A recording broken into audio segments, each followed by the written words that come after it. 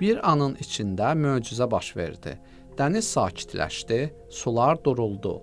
Gecə ayın işığı ilə aydınlandı. Allah balığa Yunus peyğəmbəri sahilə çıxarmasını əmr etdi.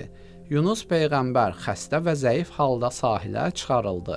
Yunusun sahilə çıxarıldığı yerin yaxınlığında iri yarpaqlı bir balqabaq tağı var idi. Balqabağın yarpaqları onun üstünü örtür, dənizdə islanmış bədənini milçəklərdən qoruyurdu. Ot ilə qidalanan bir heyvan isə Yunus peyğəmbəri südü ilə yedizdirirdi.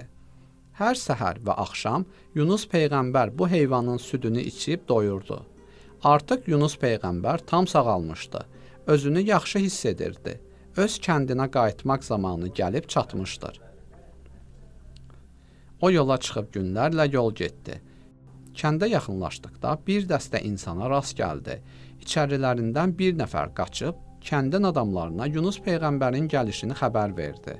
Cəmaət Yunus peyğəmbəri hörmətlə qarşıladı. Yunus peyğəmbər bir zamanlar onun dediklərini inkar edən insanların artıq tövbə etmiş olduqlarını gördü. Beləcə Allahı sevən bu insanlar Yunus peyğəmbərə iman gətirdilər. Allah da onlara firavanlıq nəsib etdi.